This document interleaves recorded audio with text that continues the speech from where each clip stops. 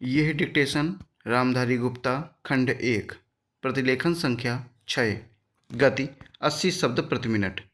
Dictation start होगी 5 second बाद।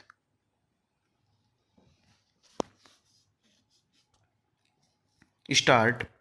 उपाध्यक्ष महोदय, तब उन लोगों को कुछ आशा हुई कि हम लोग भी उसी तरह चल सकते हैं जिस तरह पहले चल रहे थे, लेकिन अभी हाल में जो चुनाव हुआ उससे देश के धनिकों के मन में बड़ा संदेह पैदा हुआ कि इस चुनाव के बाद उनकी स्थिति वैसी नहीं रहेगी जो अब तक चली आती रही है।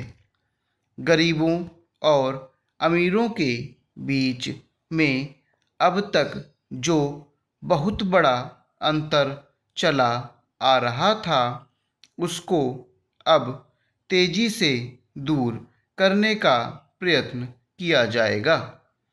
श्रीमान, मैं आपका बहुत ही आभारी हूँ जो इस सदन में चालू वर्ष के बजट पर अपने विचार प्रकट करने का अवसर दिया है।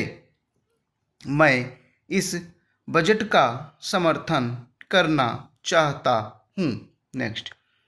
श्रीमान, मैं सबसे पहले अपने दल के नेता प्रधानमंत्री को इस बात के लिए बधाई देना चाहता हूँ कि उनके नेतृत्व में देश में कांग्रेस दल को स्पष्ट बहुमत मिला और इसके फलस्वरूप यहाँ पर केंद्र में एक ऐसी सरकार का गठन हुआ जो कि देश में वास्तव में समाजवाद लाना चाहती है।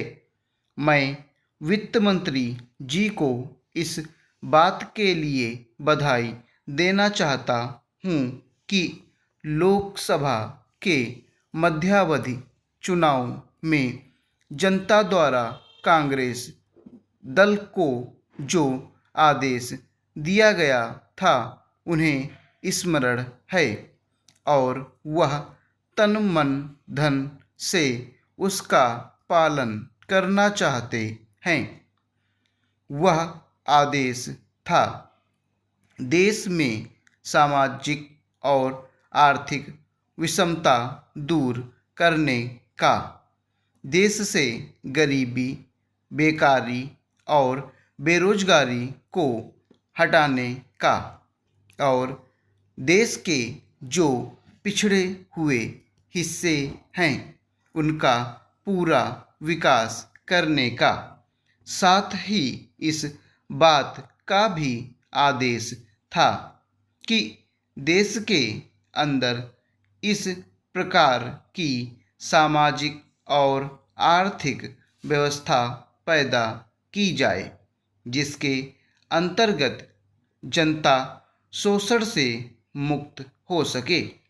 श्रीमान, यह ठीक है कि देश में कृषि के क्षेत्र में उत्पादन में वृद्धि हुई है, परंतु इसके साथ ही साथ यह भी दृष्टि में रखना चाहिए कि लागत में भी पूरी वृद्धि हुई है। इसके लिए आवश्यक है कि सिंचाई के साधन बढ़ाए जाएं और अधिक उन्नत बीजों का प्रयोग किया जाए।